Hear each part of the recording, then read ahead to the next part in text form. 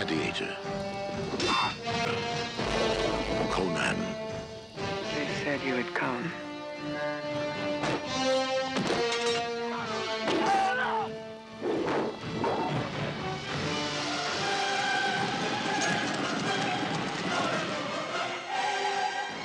Conan the Barbarian.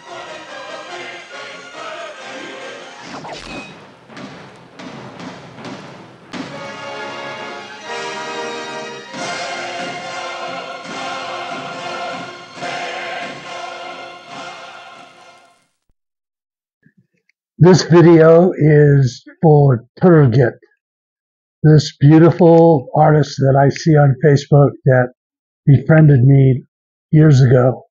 And I love his work, and he requested that I give some backstories to the movie Conan the Barbarian. My name is Conan Angelo, and I spent 5 months in Spain in the production of the Conan movie, and I play 11 parts, and I got killed 3 times, and I was first hired as a massage therapist to get in the movie, and my place was right behind the director, so that when John Milius, the director, would say cut, I would work his neck and shoulders to get him supported through the 8 to 12 hour filming days. So I got to see most of the movie, and what I have to talk about right now is a little backstory about the film. And in the first month and a half, close to 2 months, we were in Madrid and surrounding areas doing interior shots and falling down the wells, different interior shots, the King Castle room and the pit fights. And now we're moved down to southern Spain, Almeria, and the cast and crew just enjoyed now. We're at the beach, so to speak. And here we had the outdoor sets, meaning the Temple of Doom. I think that was in Almeria, Almirimar, I mean, and the battle mounds for the punji stakes, and where the battle with Arnold and the enemy was happening. And there was also the Tree of Woe, which is where Arnold was sitting on a bicycle seat surrounded by vultures in the branches being crucified. Now, when I arrived at the beach as a surfer, I was thrilled to be by the water, the Mediterranean. And I instantly, the first day there, went to a little cove of the beach before the next few days of filming. And I rented a raft and I started riding the waves. They weren't big, but it was at least it was sunset time. And I always loved sunset time with the sun hitting the water. And Jerry Lopez with his surfboard. Now he was Subotai, and he, this famous surfer, was milking these waves, and I was on my raft. And it was beautiful to have this moment to be with this legendary surfer before we went on to the next days of filming. The next days, I bought a beach chair to sit and watch the filming of the crucifixion of Arnold on this huge, gnarly fiberglass tree. And I was there for about 3 days of filming. And what I witnessed was pretty interesting moments. First of all, the fiberglass tree is fiberglass. Vultures need wood to hold on to limbs. So they started placing the very first vulture next to Arnold, and it would scramble like this and then leap off the tree, and they'd catch it and they'd bring it back up and they'd place it up in the tree and it'd go like this, and it'd jump down, and because we're at the desert, you saw this large vulture loping away from the set into the desert, and then you see this little Spanish handler that was about the same size as the vulture running after him till he finally caught him. And it took 3 hours to set the vultures in the limbs. And finally, I think the vultures acquiesced and got tired, and finally I think they chained some down, but finally the vultures relented and stayed put. Now, this was fun to watch. It was hilarious to see the vulture loping off into the sunset, let's say. And so at lunchtime, when we broke, I would be with Arnold and a few of the stuntmen and characters, and we'd go to this big white tent that was catering our meals.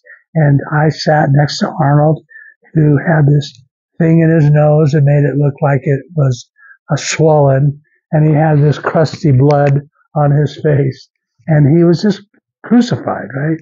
And he looked like Christ. And I sat next to him. I always sat next to him to eat exactly what he would eat. He'd eat lean, little fish, little salad, some wine, and next to him sat Ben Davidson, the 6'8" Rexor. He played Rexor in the film. Nicest guy on the set, biggest guy. He had to duck his head when he came into the tent. Across the way was Fenrir Thorson, the Thorgrim, the 6'5" Shotokan champ of Scandinavia, third in the world, fighter. He had his friend, this Danish friend, Eric, sitting next to him, and Eric did some major stunts, and me. So we're having lunch, and the smatterings of Bible prophecy that I remember is that Jesus, in the second coming, would come back with a sword. Now, I'm in a barbaric epic where the sword itself is very important. It was the sword that you guys see a lot. And I sat next to Arnold and I looked up at him and I thought how Jesus came and he healed people. And now I'm in a movie where this guy looks like Christ. He's wielding a sword and he's healing millions of people with his example of being fit and teaching people how to work out, to eat. So remember the picture of the Last Supper where you have Jesus and his disciples sitting at this long table?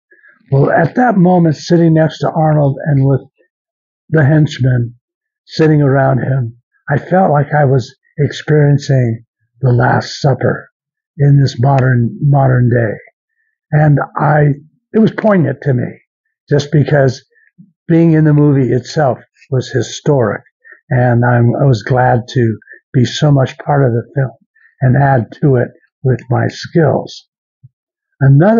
After the few days, couple more days, you get tired of waiting for the camera to be set up. It takes maybe an hour or two to relocate the camera, etc. So I looked over to the far side, the back of the set in the desert, and there was a mound of sand. And we were about 400 yards from the Mediterranean. So I took my towel and I walked over and I got out of sight from the filming and whatever was happening there, laid down to kick back and get tan and relax on my towel. And I had three girls from the movie.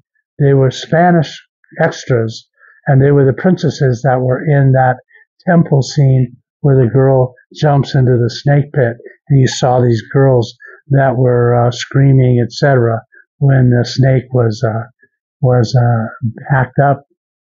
But three of them joined me. They had set their towels up and were still out of sight from the filming, just over the mound. And because it was Spain, they dropped their tops. So here I am, this American surfer, keeping my cool, looking over going, oh, this is heaven. I'm sitting here in a movie set in a barbarian epic, and I got three young Spanish girls with their tops off, and they trusted me because I was the massage therapist for the movie, and they saw me, and I worked on them before on the sets. But all of a sudden, buckshot was flying over our heads. You could go, phew, and we were laying down, and we literally try to immerse ourselves deeper into the sand because this buckshot was being shot over our heads. And what it was John Milius was passing the time while he was watching the camera set up, and he was a gun enthusiast. So he had his shotgun with him with those discs, clay pigeons that would fly. So he would be near the set and he'd shoot these clay pigeon discs. You know, what he didn't realize is that buckshot was flying over our heads, and it was like, whoa, we had to wait till we knew things were safe before we got up and re-entered the filming. But the setting of the Vultures took 3 hours the first day, and then they were quite more comfortable as the few other days. The scene where the vulture, the mechanical vulture, is nibbling on Arnold's shoulder, I was not there to see because I was off in another set, the temple set, being filmed. But that's the beginning of my relating of backstories of me being in the film Conan the Barbarian. I do play 11 different characters, and I get killed 3 times. And I was a training partner with Arnold almost every day.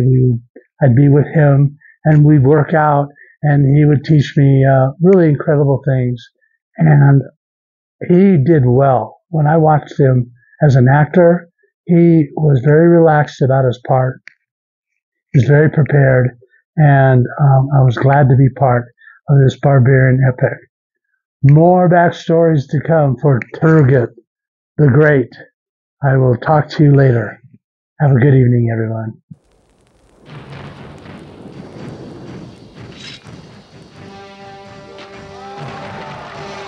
Gladiator.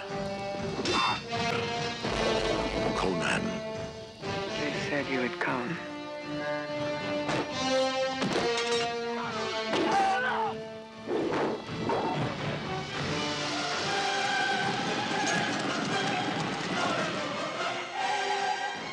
Conan the Barbarian.